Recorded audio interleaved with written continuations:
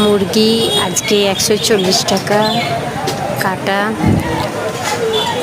গোটা 110।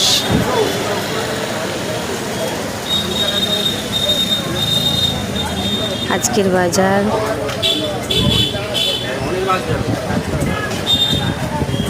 নড়াইল 250, হ্যাচারি 180।